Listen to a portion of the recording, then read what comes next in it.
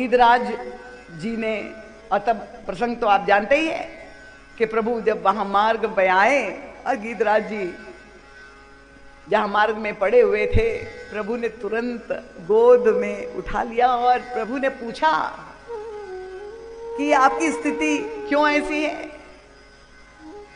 और तब गीधराज ने बताया सारा घटनाक्रम। और जब भगवान श्री राम, अब आपसे देखिए यहां एक भगवान श्री राम की कितनी दिव्य झांकी सामने आती है, क्योंकि हमें अपने राम को जानना और समझना है। क्योंकि गीध को अधम पक्षियों में माना जाता है, पर हमारे प्रभु ने इस घायल पक्षी को, यद्यपि उसका भोजन अपवित्र होता है, पर भगवान श्री राम ने गंगा जल लेकर के छिड़का नहीं, अपवित्र पवित्रो वा मंत्र पाठ कर दिया। प्रभु ने उसको अपनी गोद में उनको उठा लिया और अपने कर कमलों से सहलाने लगे, उनकी सारी पीड़ा हरण करने लगे। और गीधराज जी से वार्तालाप जब प्रभु कर रहे थे तो क्या हुआ, गीधराज ने तो पूरा वर्णन सुनाया, पर भगवान का ध्यान कहां चला गया। श्री किशोरी जी के अपहरण की कथा सुधी सुनाई गीधराज ने, पर प्रभु की क्या स्थिति हुई। गोस्वामी जी कहते कि देखी गीध गति पिया विसर गए, सुमिरी स्नेह सगाई। प्रभु का ध्यान कथा के ऊपर नहीं, कथावाचक पर चला गया। सीता जी की कथा सुना रहे थे, वो प्रभु भूल गए, वो सुधी काम नहीं आई। प्रभु तो कथावाचक को ही देखते रह गए कि इतनी पीड़ा शरीर में होते हुए भी वो दूसरे की पीड़ा के लिए व्याकुल है। धन्य है ये गीधराज जी। तो वो सुधी जो दी थी वो भी काम नहीं आई। और सुग्रीव ने भी समाचार दिया था, पर हनुमान जी कहते हैं कि जो रघुबीर हो तो सुधी पाई। इसका क्या तात्पर्य है? महाराज श्री कहते हैं ये सुधी शब्द भक्ति शास्त्र साधना का सर्वस्व है। ये एक छोटे से शब्द में इतना बड़ा रहस्य छिपा हुआ है। और आगे चल करके आप देखिए, प्रभु पहुंच जाते हैं खोजते हुए, कहां पर? शबरी जी के आश्रम में। और शबरी जी के समक्ष भगवान श्री राम, अब वहां भी एक नया दर्शन हमको मिलता है श्री राम की जाके। शबरी जी से कह रहे कि मैं एक उद्देश्य से आपके आश्रम में आया हुआ हूं, मेरे साथ मेरी पत्नी थी और वो खो गई है, और इसलिए मैं जानना चाहता हूं कि वो कहाँ मिलेगी, कब मिलेगी, कैसे मिलेगी। और जब वे प्रश्न रखते हैं वो कहते जनक सुता कै सुधी भामिनी। फिर वही शब्द गोस्वामी जी प्रयोग करते हैं, जनक सुता कै सुधी भामिनी जानई कहूं करीवर गामिनी। हे शबरी, क्या मेरी प्रिया सीता की सुधी आपको प्राप्त है? अब शबरी जी के संकोच के आप अनुभव कर सकते हैं। प्रभु सर्वज्ञ है, सब कुछ जानते हैं। प्रभु जानत सब बिनहि जनाए, पर शबरी जी के आश्रम में जाके प्रभु ये प्रश्न कर रहे हैं, सीता जी कैसे मिलेगी, कहां मिलेगी, प्रभु पूछ रहे हैं। और तब शबरी जी ने कहा, प्रभु आप सब कुछ जानते हैं, फिर भी आप जब मुझे ये प्रश्न कर रहे हैं तो मैं आपसे इतना ही बता दूं कि पंपा सरही जाऊ रघुराई, ता होई है सुग्रीव मिताई।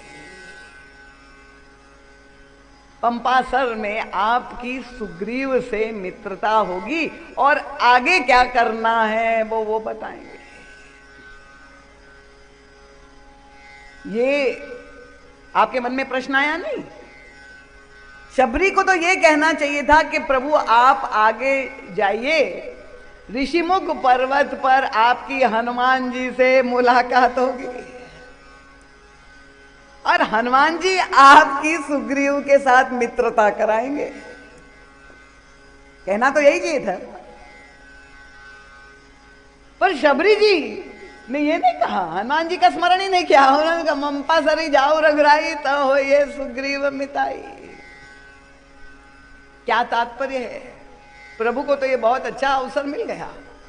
अंत तो गत्वा हनुमान जी महाराज ने जब सुग्रीव से मित्रता करवाई तो फिर प्रभु ने उस सुग्रीव से, अपने मित्र से ये पहले ही प्रश्न किया कि तात कहू ना कही कारण बसहु बन मोहि कहू सुग्रीव।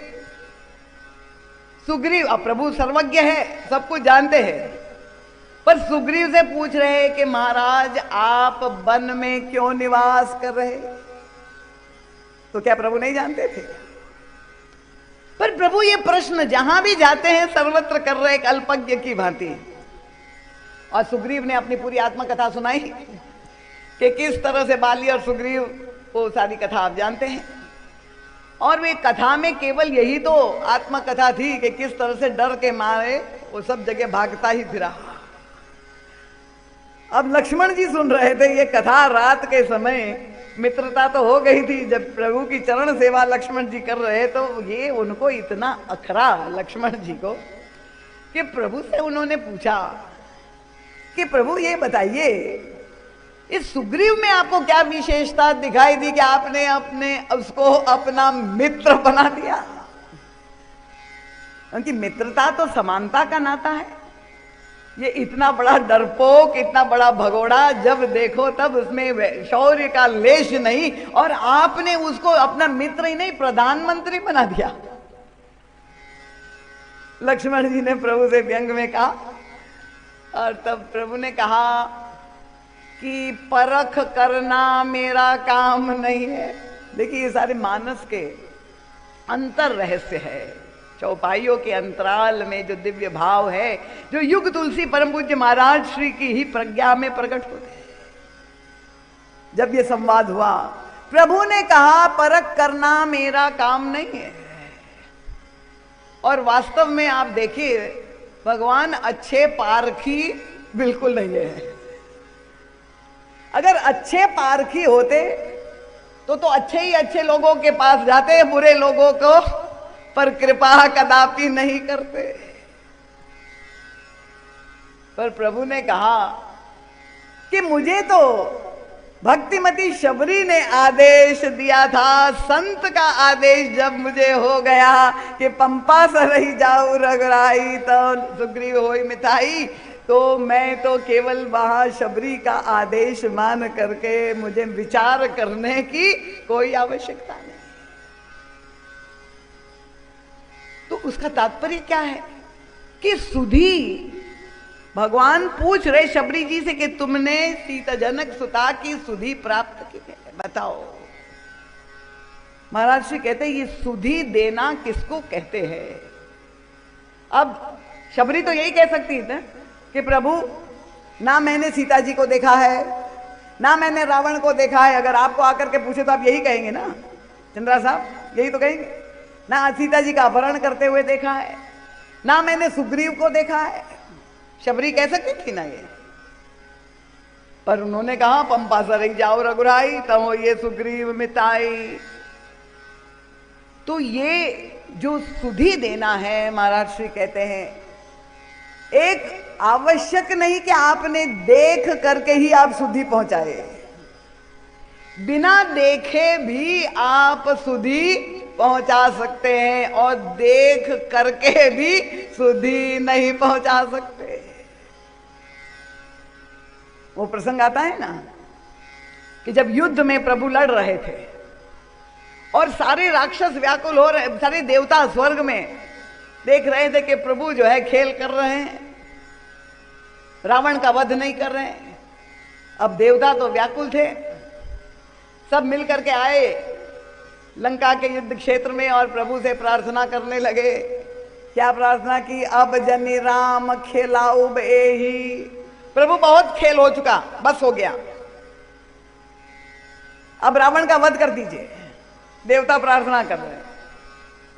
तो तुम्हें क्या व्याकुलता है, तुम्हें क्या जल्दी है, तुम क्यों प्रार्थना कर रहे हो? तो अब ये देवताओं की वाणी देखिए। अब जनी राम खेलाऊ एही अतिशय दुखित होत वैदेही। महाराज सीता जी बहुत दुखी हो रही है, इसीलिए हम लोग आपसे प्रार्थना कर रहे हैं। अब ये वचन भगवान श्री राम ने सुना, वर्णन कर रहे हैं सीता जी के दुख का, और प्रभु की प्रतिक्रिया क्या हुई जो इतने संवेदनशील है। वो स्वामी जी क्या लिखते, देव वचन सुनी प्रभु मुस्काना। प्रभु हंस दिए। क्यों हंस दिए? प्रभु जान रहे हैं कि उन्होंने सीता जी का दुख वुख से उनसे कोई मतलब नहीं, उनको तो अपने स्वर्ग और भोगों से मतलब है। वो तो केवल सीता जी का बहाना लगा रहे हैं। दंभ युक्त वाणी। वो अक्सर मैं कथा में सुनाया करती हूँ। बचपन में मैंने वो एक नाटक में एक देवी को प्रार्थना करते हुए सुना था। प्रभु से प्रार्थना कर रही है, हे प्रभु सबका कल्याण करो। तो बहुत अच्छा लगता है कि भाई संत हृदय है, सबके कल्याण के लिए प्रार्थना कर रहे। और उसकी अर्धाली में, दूसरी अर्धाली में उसकी कलई खुल गई। उसने कहा, प्रभु कल्याण सबका करो, प्रारंभ मुझसे करो। तो चाहते तो आत्म कल्याण है, नाम लिया है जन कल्याण। तो प्रभु को कानों में सुधी। हनुमान जी ने कहा, जो रघुवीर हो तो सुधी पाई। तो हनुमान जी मां ने कहा, हनुमान अब तुम्हारा दायित्व हो गया। अभी तक अगर श्री रामभद्र तक मेरी सुधि नहीं पहुंची, अब तुम आ गए हो। अब विलंब अगर होता है, ये सुधि पहुंचाने का कार्य तुमको करना है। मैं तुम्हें कहने वाली थी कि मेरा स्मरण दिलाना, पर अब मैं तुमसे कहूंगी कि मेरी स्मृति बिल्कुल मत कराना। क्योंकि उन्होंने यही कहा कि आपकी स्मृति में वे इतने डूब गए कि बाण की महिमा भी भूल गए। इसलिए तुम जा करके बाण प्रताप प्रभु ही समझाए, तात शक्र सुत कथा सुनायो। तो महाराज जी कहते हैं कि ये गुरु का वर्ण क्यों किया जाता है? ये बड़ा महत्वपूर्ण प्रश्न है आज की पीढ़ी के लिए विशेष रूप से, क्योंकि आजकल सबसे बड़ा गुरु अगर कोई हो गया है वो गूगल गुरु, गूगल बाबा। हर घर में आप देख लीजिए कि गूगल गुरु ही। क्या जरूरत है गुरु की? और कुछ लोग तो व्यंग में यहां तक कह देते हैं, ये परमात्मा और जीवात्मा के बीच में ये महात्मा क्या दलाल है क्या? ये गुरु की भूमिका को दलाल की है क्या? बीच में बिचौलिए का काम करता है। पर गुरु का वर्ण क्यों हमारे शास्त्र ने बताया? क्योंकि जीव के अंदर कामना भरी पड़ी हुई है पर सामर्थ्यहीन है, और ईश्वर सर्वसमर्थ है पर इच्छा रहित है, निरीह है।